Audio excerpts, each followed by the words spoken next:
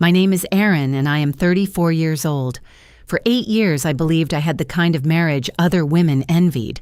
A steady husband, a cozy home in the suburbs of Denver, and a life that felt safe. But lately, something had shifted. Derek came home later. His phone stayed face down. His eyes no longer met mine the way they used to. I told myself it was stress. I told myself I was imagining things. Then one Friday afternoon, a stranger sat across from me at my favorite coffee shop and said 5 words that shattered everything I thought I knew. Before I share what happened next, let me know where you are watching from today. Drop your location in the comments below. If stories about truth, betrayal, and finding your strength speak to you, hit that like button and subscribe to this channel.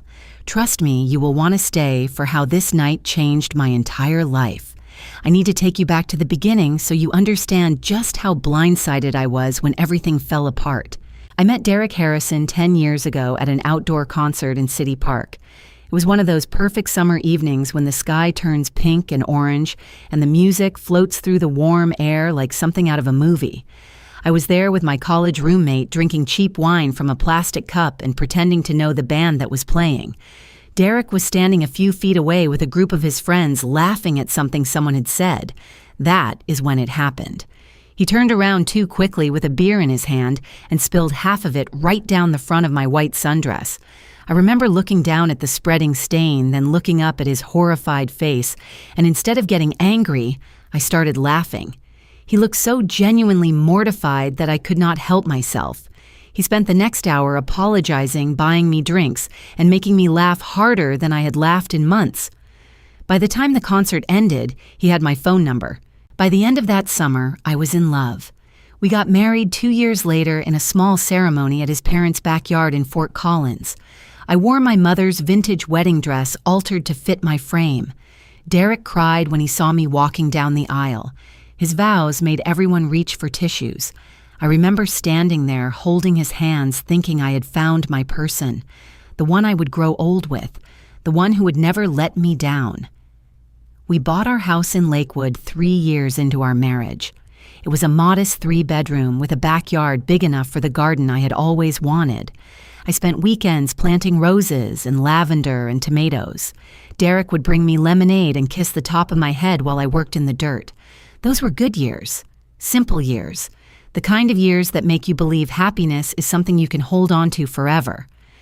I became a 3rd-grade teacher at Maple Ridge Elementary. I loved my job, loved watching 8-year-olds discover the magic of reading and the satisfaction of solving math problems. Derek climbed the ladder at his tech company, becoming a senior software engineer with a corner office and a salary that let us live comfortably. We were building a life together brick by brick. But there was one thing missing. We wanted children. We tried for 3 years. Every negative pregnancy test felt like a small death. I saw specialists. I changed my diet. I tracked every cycle with desperate precision. Derek said all the right things, held me when I cried, promised we would figure it out together. But as the months passed, something in him seemed to retreat. The conversations about babies became shorter. The doctor's appointments he used to attend became ones I went to alone. I told myself he was just protecting his heart from disappointment. I told myself his distance was not a reflection of his love for me. Looking back now, I can see the cracks that I was so determined to ignore. The late nights that started about 3 months before that Friday afternoon. Derek would come home at 9 or 10 o'clock, claiming project deadlines and demanding clients. His phone, which used to sit face up on the kitchen counter, started living in his pocket. He changed his password, and when I asked why, he said something about company security policies. There were phone calls he would take in the other room, speaking in low tones I could not quite hear. I noticed how he stopped reaching for me at night, how our conversations became logistical rather than intimate, how he looked through me sometimes instead of at me. But I made excuses for every sign: work pressure, the economy, his own stress about our fertility struggles. I wrapped myself in denial like a protective blanket because the alternative was too terrifying to consider. That Friday afternoon, I left school early. The The week had been exhausting, and I needed the comfort of my favorite coffee shop before heading home to an empty house. Birch and Brew sat on a quiet corner 2 blocks from the elementary school. It had exposed brick walls, mismatched furniture, and the best lavender latte in the entire city. I had been coming there for years, always sitting at the same table by the window where the afternoon light streamed in. I ordered my usual and settled into my chair with a stack of student assignments to grade, spelling tests and short essays about what my students wanted to be when they grew up. One little girl wrote that she wanted to be a princess veterinarian who also fought crime.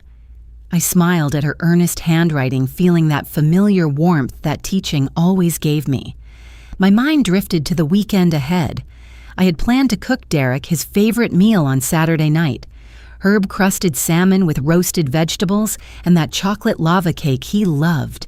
I thought maybe a nice dinner, some candles, a bottle of good wine might help us reconnect, might bring back the intimacy that had been slowly draining from our marriage. I was still clinging to hope, still believing that whatever was wrong could be fixed with enough effort and love.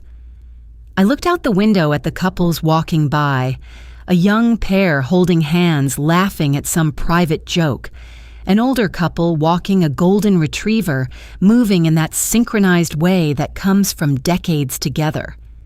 I wondered if Derek and I still looked like that to strangers, if anyone watching us would see a happy marriage, or if the fractures were visible to everyone except me. That is when I noticed her. A woman about 40 years old standing just inside the doorway, scanning the room as if looking for someone specific. She had dark brown hair cut in a sharp bob, and she wore a tailored blazer over a silk blouse. There was something purposeful about the way she moved, something that made me look away and then look back again. She walked directly to my table. The woman stopped right in front of me, and I noticed the tension around her eyes. She looked tired in a way that had nothing to do with lack of sleep. There were lines of worry etched into her forehead, and her lips were pressed together as if she was trying to hold something back. "Are you the wife of Derek Harrison?" she asked. Her voice was calm but serious. The question hit me like a splash of cold water. I set down my red pen and looked up at her, my heart suddenly beating faster. "Yes," I said. "I am Aaron. Do I know you?" "No," she replied, "but I know you, or rather I know your husband. My name is Margot, and I work at the same company as Derek. I am a human resources manager there." She asked if she could sit down. Something about her demeanor told me this was not going to be a pleasant conversation. My mouth went dry. I nodded and gestured to the empty chair across from me. Margot sat down, slowly placing her hands flat on the table as if steadying herself. She took a breath that seemed to carry the weight of what she was about to say. "I am going to tell you something that is going to hurt," she began. "And I want you to know that I thought long and hard about whether to say anything at all, but I believe you deserve to know the truth." My stomach clenched. The noise of the coffee shop seemed to fade into the background. All I could hear was my own pulse pounding in my ears. "Your husband is having an affair," Margot said. "It has been going on for almost a year now. Her name is Heather. She works in the marketing department. She is 28 years old, and she started at the company 2 years ago." I opened my mouth to speak, but no words came out. The room tilted slightly. I gripped the edge of the table to keep myself from swaying. "You must have the wrong person," I finally managed. "Derek would never. We have been married for 8 years. He loves me." Margot's expression did not change. There was no pity in her eyes, just a steady resolve. "I wish I was wrong," she said, "but I have seen them together, multiple times, in empty conference rooms after hours, in the parking garage when they think no one is watching, at the bar down the street from our office building. This is not gossip or speculation. I have witnessed it with my own eyes." She began listing details, small things that she could not possibly know unless she was telling the truth. Derek drives a dark blue Subaru Outback. He has a small tattoo on his left wrist, a compass that he got on our honeymoon in Portland. He wears a brown leather jacket that I bought him for his birthday 3 years ago. Each detail was a knife twisting deeper. These were not things a stranger would know. These were the intimate particulars of my husband's life. "Why are you telling me this?" I asked. My voice came out as a whisper. "Why do you care what happens in my marriage?" Margot leaned back in her chair and something shifted in her expression. A flash of old pain crossed her features. "Because 5 years ago, my husband was having an affair with my best friend," she said. "It went on for 2 years before I found out. 2 years of lies and secret meetings and me wondering why my marriage felt so empty. And do you know who told me? No one. Not a single person. Everyone at his office knew. Some of our mutual friends knew. But they all stayed silent because they did not want to get involved." She paused, her jaw tightening. "When I finally discovered the truth, I was devastated. But what hurt almost as much was realizing that people had watched my husband betray me and said nothing. They let me waste 2 more years of my life on a man who did not deserve me. I swore to myself that if I ever found myself in a position to tell another woman the truth, I would not stay silent."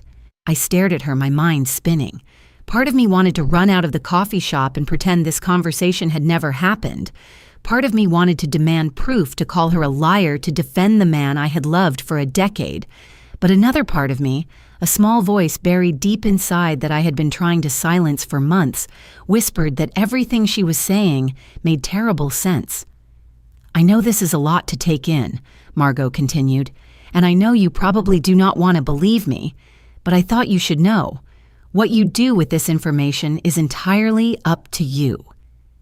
I sat in stunned silence, feeling the world I had built crumbling around me. For what felt like hours but was probably only minutes, I sat there trying to process what Margot had told me. My coffee had gone cold. The student papers sat forgotten beside me. All I could think about was Derek, the man who had spilled beer on my dress and made me laugh, the man who had promised to love me forever, the man who was apparently living a double life. "There is something else," Margot said carefully. "Tonight the company is having a celebration dinner at a restaurant downtown, a project wrap party. Derek will be there, and so will Heather." She reached into her purse and pulled out a business card, writing an address on the back. "The Sterling Room on 17th Street. The party starts at 7. I have a connection with the restaurant manager, someone who owes me a favor. If you want to see for yourself, I can get you in. We would sit somewhere out of sight, where you could observe without being noticed." I looked at the card in her hand, my thoughts a tangled mess of fear and anger and desperate hope that she was somehow wrong about everything. "Why would I want to do that?" I asked. "Why would I put myself through that?" "Because seeing is believing," Margot replied simply. "I could show you text messages or tell you stories, but nothing would convince you the way witnessing it yourself would. And from what I have seen of you in the past 10 minutes, you are the kind of woman who needs to know the truth before she can figure out what to do next." She was right, and I hated her a little for seeing through me so easily. I thought about going home instead, crawling into bed and pulling the covers over my head, pretending that this afternoon had been nothing but a bad dream. But I knew that if I did that, the doubt would eat me alive. Every time Derek came home late, every time his phone buzzed, every time he looked at me with those eyes that no longer seemed to really see me, I would wonder. I thought about our 8 years together, the sacrifices I had made for our marriage. I had turned down a promotion 3 years ago because it would have required moving to Seattle, and Derek did not want to leave Denver. I had put my own dreams on hold because I believed we were building something together. I had given him everything I had, and he had been giving himself to someone else. "What time should I meet you?" I heard myself ask. Margot nodded as if she had expected this answer. 6:30. There is a side entrance on the alley. I will be waiting for you there." We exchanged phone numbers. She stood up, looked at me with something that might have been sympathy or solidarity, and walked out of the coffee shop. I watched her go, feeling like I was watching my old life walk out the door with her. I drove home in a daze. Our street looked the same as it always did. The neighbor was mowing his lawn. A group of kids were riding bikes on the sidewalk. Everything appeared normal and peaceful, but I felt like I was moving through a different reality. Derek was not home yet. Of course he was not. He was probably with her right now, wherever they went to be together. I stood in our bedroom looking at our wedding photo on the dresser. Two people so young and hopeful, so certain of their future. I wondered at what point that man in the photograph had decided I was not enough. I pulled out my phone and texted Derek, "What time will you be home tonight?" His response came 10 minutes later. "Company thing, celebration for the project. Do not wait up for dinner. Love you." Love you. The words that used to make me smile now felt like a slap. He was lying to me so effortlessly, so casually. How many times had he done this before I took a shower and stood under the hot water until my skin turned red? Then I opened my closet and stared at the rows of clothes, trying to decide what to wear to witness the destruction of my marriage. I chose a black dress. Simple, elegant, forgettable. Something that would let me blend into the shadows while I watched my husband with another woman. As I put on my makeup, my hands trembled. I looked at myself in the mirror and barely recognized the woman staring back at me. Her eyes were too bright. Her jaw was set too tight. She looked like someone preparing for battle. And maybe she was. The Sterling Room was one of those upscale restaurants that I had always wanted to try but never had the occasion to visit. It occupied the top floor of a renovated historic building with floor-to-ceiling windows that showcased the Denver skyline. The lighting was warm and golden, casting everything in a flattering glow. White tablecloths, crystal glasses, the kind of place where people celebrated promotions and anniversaries and engagements. Margot was waiting for me in the alley just as she had promised. She wore a dark green dress that made her look effortlessly put together, but I noticed the tension in her shoulders. This was not easy for her either. "Are you sure you want to do this?" she asked. I nodded, not trusting my voice. She led me through the side entrance and down a short hallway. We emerged in a small alcove near the back of the restaurant, partially hidden by a large potted plant and a decorative screen. From here, I could see the private dining room where the company party was taking place. And there he was, Derek. He stood near the center of the room, a glass of wine in his hand, talking animatedly to a group of colleagues. He was wearing the charcoal gray suit I had helped him pick out last year, the one he said made him feel confident. His hair was styled the way it always was for work events. He looked handsome and successful and completely at ease. Then I saw her. Heather was exactly as Margot had described. Young, blonde hair that fell in perfect waves past her shoulders, a red dress that hugged her figure in ways that made heads turn. She had the kind of effortless beauty that probably made other women feel inadequate, and she knew it. The way she carried herself, the way she smiled, everything about her projected supreme confidence. She was standing close to Derek, too close. Their shoulders touched. When he said something, she threw her head back and laughed, placing her hand on his arm in that familiar way that spoke of intimacy, of history, of secrets shared in private moments. My stomach lurched. "That is her," Margot said unnecessarily. I watched as Derek leaned in to whisper something in Heather's ear. She smiled and whispered something back. His hand moved to the small of her back, resting there like it belonged, like he had done it 1,000 times before. I thought about all the times he had touched me like that, how his hands used to find the curve of my waist when we stood side by side at parties, how he would pull me close when we watched television, his fingers tracing absent patterns on my skin. When had he stopped doing those things? When had I become someone he merely coexisted with while giving his affection to someone else? For the next hour, I watched them. Every touch, every shared glance, every moment that proved beyond any doubt that Margot had been telling the truth. I saw Derek refill Heather's wine glass before his own. I saw him brush a strand of hair from her face with a tenderness that made my throat tighten. I saw her place her hand on his thigh under the table when she thought no one was looking. At one point, I saw him kiss her cheek. It was quick, almost casual, but it shattered something inside me. That small gesture of affection so freely given to another woman while I sat at home wondering why my husband seemed so distant. My ex-husband did the same things, Margot said quietly beside me. The whispers, the touches, the way they look at each other when they think no one notices.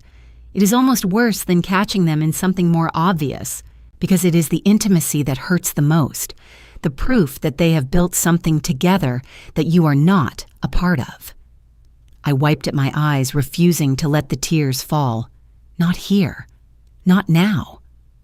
Margot told me more about her own story as we watched. Her husband had been having an affair with her college roommate, a woman Margot had trusted completely.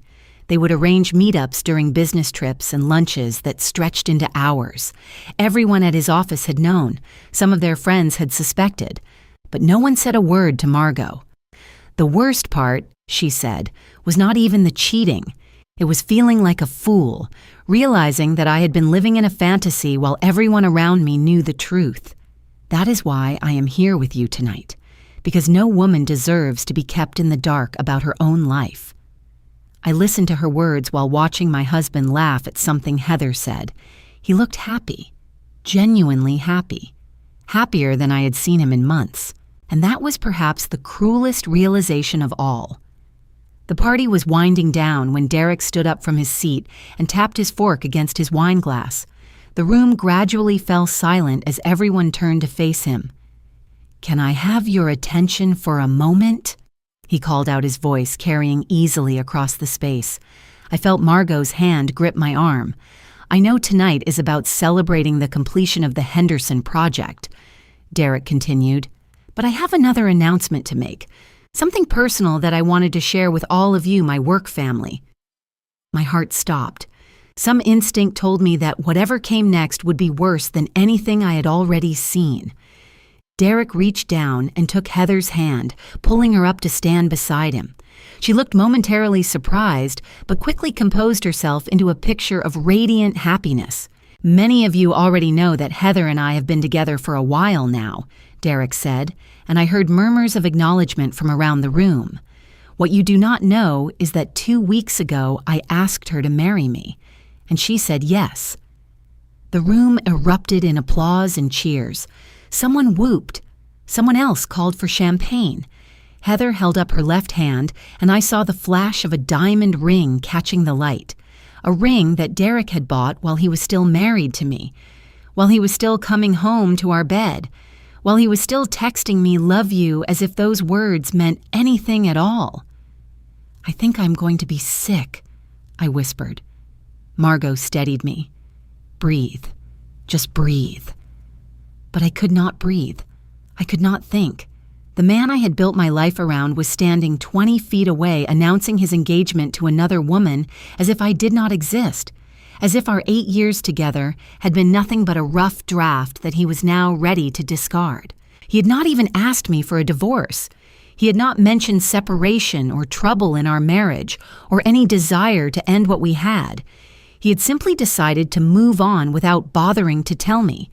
He was going to marry someone else while still legally bound to me. Something in me shifted. The shock and pain that had been paralyzing me began to crystallize into something harder, something stronger. I thought about the years I had given him, the dreams I had deferred, the tears I had cried alone in our bathroom, wondering why I could not seem to get pregnant, believing we were partners in that struggle. All while he was building a new life with someone else. All while he was making me feel crazy for sensing that something was wrong. No more. "I am going over there," I said. Margot looked alarmed. "Erin, wait, think about this." "I have thought about it," I replied, and my voice sounded strange to my own ears. Calm. Certain. He does not get to do this. He does not get to erase me from his life without even acknowledging that I exist. I am his wife, and everyone in that room is going to know it. I stood up before I could lose my nerve. I smoothed my dress. I wiped my eyes one final time, and then I walked into that private dining room like I had every right to be there. The first person to notice me was Heather. Her smile faltered when she saw a stranger approaching. Then Derek turned to see what she was looking at, and the color drained from his face. "Derek," I said pleasantly, What a surprise to find you here." The room had gone quiet. Everyone was watching, sensing that something significant was unfolding. Derek cleared his throat. "Aaron, what are you? I did not expect. This is—" He could not even form complete sentences. It would have been almost satisfying if I was not dying inside. Heather stepped forward, still trying to maintain her composure. "I am sorry. Do you two know each other?" I turned to look at her directly. She was beautiful up close, young and hopeful and utterly clueless about the man she had chosen. Or perhaps not clueless at all. Perhaps she knew exactly what she was doing and simply did not care. "Know each other," I repeated. "Yes, you could say that. I am Aaron Harrison. I have been married to Derek for 8 years. We have not divorced. We have not separated. As far as I knew until about 3 hours ago, we were still happily married." The silence in the room was deafening. I watched faces shift from confusion to shock to understanding. I saw colleagues exchange glances. I saw someone quietly set down their champagne glass as if suddenly ashamed to be celebrating. Heather turned to Derek. "You told me you were divorced. You said it was finalized last year. You said she moved away." "I can explain," Derek started. "There is nothing to explain," I interrupted. "He lied to you. He lied to me. Apparently lying is what he does best." I looked around the room at all the faces watching us. Some looked sympathetic. Some looked uncomfortable. A silver-haired man in an expensive suit, who I later learned was Derek's boss. Bradley had risen from his seat with an expression of profound disapproval. I turned back to Derek. He looked small suddenly, diminished. The confidence that usually surrounded him had evaporated, leaving behind someone I barely recognized. "I gave you 8 years of my life," I said, keeping my voice steady even as my heart pounded.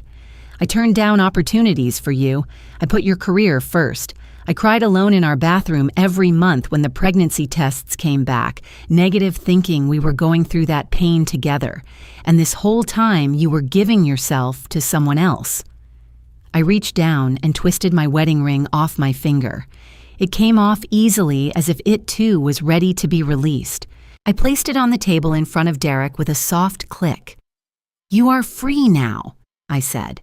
"Congratulations on your engagement. I hope she makes you happy, or better yet, I hope she finds out who you really are before you waste any more of her time." I turned and walked out of that room with my head held high. Behind me, I heard the eruption of whispers, the scraping of chairs, Heather's raised voice demanding answers. But I did not look back. I had said what I needed to say. The rest was no longer my concern. The days following that night were a blur of activity. I barely slept, but I refused to waste time on grief. There would be time for that later. First, I needed to protect myself. I called a divorce attorney first thing Monday morning. Her name was Patricia Vance, a sharp woman in her 50s who came highly recommended for contentious divorces. When I told her my story, she was unsurprised and completely unfazed. "Unfortunately, this is not uncommon," she said. "But the public nature of his announcement actually works in your favor. Dozens of witnesses saw him celebrating an engagement while still legally married to you. That speaks to character and intent." Patricia got to work immediately. She filed for divorce and requested a full financial disclosure from Derek. What we discovered made me physically ill. Over the past 10 months, Derek had been systematically transferring money from our joint accounts into a personal account I did not know existed. Small amounts at first, then larger sums, as he grew more confident. By the time I filed for divorce, nearly $40,000 had been moved. But that was not the worst of it. He had also put a deposit down on a condominium, a luxury 2-bedroom in a new development downtown. The purchase agreement listed both Derek and Heather as buyers. He had used money from our savings money we had put away together to start building a home with another woman. "Can he do that?" I asked Patricia, my voice trembling with rage. "He can try," she said grimly. "But courts do not look favorably on spouses who dissipate marital assets to benefit their affair partners. We are going to get that money back and then some." Derek tried to contact me repeatedly. Phone calls that went to voicemail. text messages filled with explanations and apologies. He even showed up at the house once, but I had already changed the locks and refused to open the door. "Please, Aaron," he called through the wood. "Just let me explain. It is not what you think. I never meant for any of this to happen." I sat on the stairs listening to him plead and felt nothing but cold determination. The man I had loved was gone. Perhaps he had never really existed at all. Margot called me a few days after the party with news from the office. The fallout had been significant. Heather threw the ring back at him that same night, Margot reported. Apparently, she did not appreciate being made a fool of in front of all their colleagues. They had a huge argument in the parking lot that several people witnessed. "Good," I said. "It gets better." Bradley called Derek into his office first thing Monday morning. The company has a strict policy about relationships between employees, especially when one party is married. Derek was told that while they cannot fire him for personal conduct, it would be better for everyone if he requested a transfer to a different location. Where? The Phoenix office. He leaves at the end of the month. There was a certain justice in knowing that Derek would lose not only his wife and his mistress, but also the job and city he loved. He had thought he could have everything. He ended up with nothing. What surprised me most in those difficult weeks was where support came from.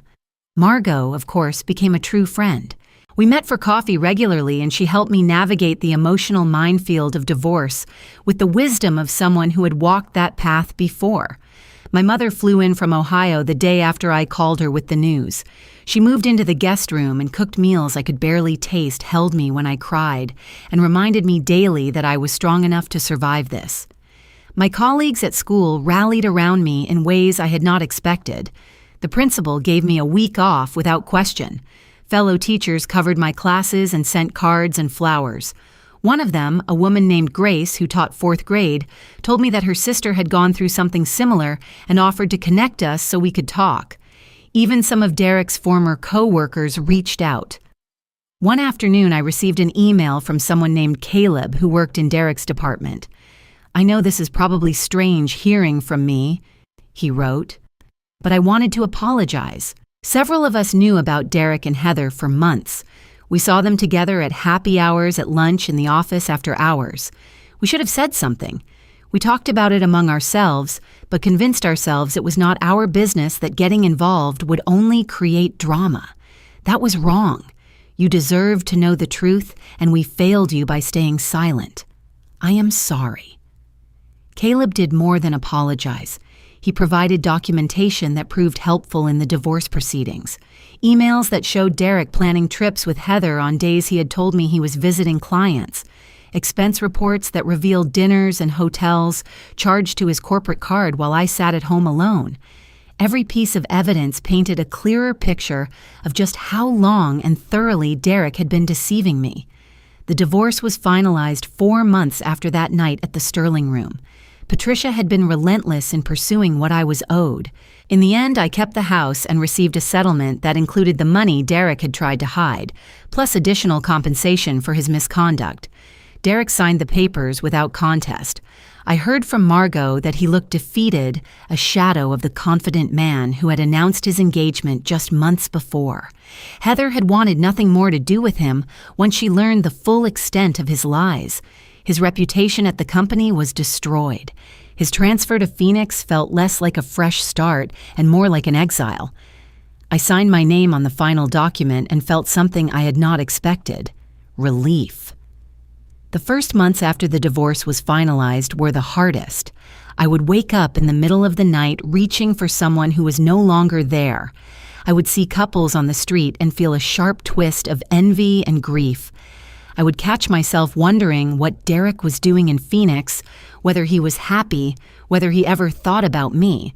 The questions that haunted me most were about myself. What had I done wrong? Why had I not been enough? Had there been signs I should have seen earlier? Could I have prevented this if I had been different somehow? My therapist, a calm woman named Dr. Reeves, helped me untangle these thoughts over many sessions. She reminded me that Derek's choices were about his character, not my worth, that I could have been the perfect wife in every way, and it would not have changed the fundamental truth that he was capable of profound deception and selfishness. "You are not responsible for his actions," she would say. "You are only responsible for how you move forward from here."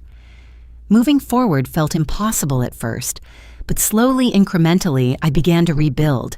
I started running again, something I had given up years ago when Derek complained about early mornings.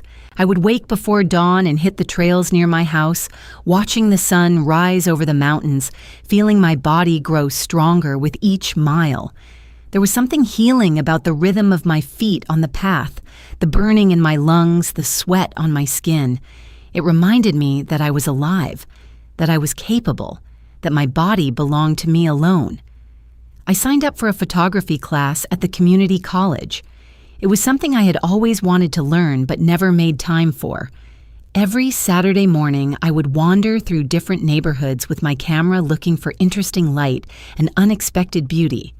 I discovered that I had an eye for composition, that I could create something meaningful from ordinary moments. I reconnected with old friends I had neglected during my marriage. Women from college and former colleagues I had let slip away. We would meet for dinners and drinks, sharing stories and laughter and sometimes tears. They reminded me of who I had been before Derek, of the dreams and ambitions I had quietly set aside. Margot introduced me to her book club, a group of women who had all survived their own versions of betrayal. We read novels and memoirs together, but what we really did was share our stories, compare our scars, celebrate our survivals. In their company, I never felt alone. 1 year after the divorce, I received a promotion at work. I became the lead teacher for my grade level, a position that came with more responsibility and better pay. My principal told me I had demonstrated remarkable resilience and leadership during a difficult time. I thanked her while thinking about how crisis sometimes reveals strengths we did not know we had. I sold the house in Lakewood. Too many memories lived in those walls in the garden I had planted in the bedroom, where I had cried myself to sleep so many nights. I moved into a smaller apartment closer to downtown, a bright space with big windows and no ghosts. I decorated it exactly as I wanted. Colorful art on the walls, plants on every surface, a reading nook by the window where I would curl up on Sunday mornings with coffee and a book. Every corner reflected my taste, my choices, my life. I was not rushing to date again. Dr. Reeves and I agreed that I needed to be whole on my own before inviting someone else into my world, but I was open to the possibility in a way I had not been before. Not desperate for partnership, but curious about what healthy love might look like. Margot and I still met regularly. Our friendship had deepened into something essential. We had walked through fire together, she, by telling me the truth when no one else would, and me, by being brave enough to hear it. We understood each other in ways that required no explanation. "Do you ever regret coming to my table that day?" I asked her once over coffee. She shook her head immediately. "Never. Watching you find your strength has been one of the most inspiring things I have ever witnessed. You could have crumbled. You could have stayed in denial or taken him back. Instead, you chose yourself. That takes courage." "I could not have done it without you," I said. "Yes, you could have," she replied. "I just made it happen a little sooner. The strength was always yours." Looking back now from where I sit today, I can see the shape of my journey more clearly. The first months after discovery were pure survival, putting one foot in front of the other, making it through each day without falling apart. The pain was so consuming that I could not imagine it would ever ease. But it did ease, slowly. Not in a straight line, but in waves. Good days followed by setbacks, followed by stretches where I almost forgot to be sad. Grief is not linear, and healing takes as long as it takes. The hardest part was learning to trust myself again. For years, I had ignored my instincts about Derek. I had talked myself out of suspicions, made excuses for his behavior, convinced myself I was being paranoid. When the truth came out, I felt like a fool. How could I trust my own judgment when it had failed me so completely? Dr. Reeves helped me reframe this. My instincts had actually been right all along. I had sensed that something was wrong. The problem was not my intuition, but my willingness to override it, because the truth was too painful to face. The lesson was not to distrust myself, but to have the courage to listen when something felt off. I think about Margot often, a stranger who chose to tell me a difficult truth because she knew what it felt like to be kept in the dark. Her kindness changed the trajectory of my life. It showed me that compassion sometimes looks like honesty, even when honesty hurts. I no longer feel anger toward Derek. That surprised me when I first noticed it. For months I had burned with fury at his betrayal, but somewhere along the way the fire cooled into something more like indifference. He is simply not worth my energy anymore. He made his choices and will live with their consequences. I have made mine and am building something beautiful from the wreckage. If there is a lesson I have taken from this experience, it is this: your worth is not determined by whether someone chooses to love you faithfully. You can give someone everything you have and they can still betray you. That is not a reflection of your value, it is a reflection of their character. The other lesson is about truth. Painful truths are still preferable to comfortable lies. I would rather know that my husband was cheating than spend more years building a life on a rotten foundation. Truth gives you the power to choose. Lies take that power away. To any woman watching this who might be in a similar situation, who might be sensing that something is wrong but is afraid to look too closely, I want to say this: trust yourself. Pay attention to what your gut is telling you. You deserve to know the truth about your own life. And whatever that truth turns out to be, you are strong enough to handle it. You might not feel strong right now. I did not feel strong when I walked into that restaurant to confront my husband. I felt terrified and sick and like I might shatter into a million pieces. But I did it anyway. And that is what courage is. Not the absence of fear, but the determination to act despite it. My life today looks nothing like what I imagined when I was 26 and walking down the aisle toward Derek. It is smaller in some ways and infinitely larger in others. I have a home that feels like mine, work that fulfills me, friends who show up when it matters, a relationship with myself that is built on honesty rather than denial. I wake up most mornings feeling grateful, not for the pain I went through, but for who I became because of it. I am more myself now than I have ever been, and that I have discovered is more than enough. I want to ask you something before you go. Have you ever ignored your instincts about someone even when you knew something was wrong? What gave you the courage to finally face the truth? Share your story in the comments below. Your experience might be exactly what someone else needs to hear today. If this story resonated with you, please take a moment to like this video and subscribe to this channel. Sharing this video helps other women find stories of strength when they need them most. Thank you for spending time with me today. Whatever you are facing in your own life, I hope you remember that you are stronger than you know. That truth is always better than lies, and that the ending of one chapter is always the beginning of another. Take care of yourselves. Be kind to your hearts, and never forget that you deserve honesty, respect, and love that does not require you to be blind. Until next time.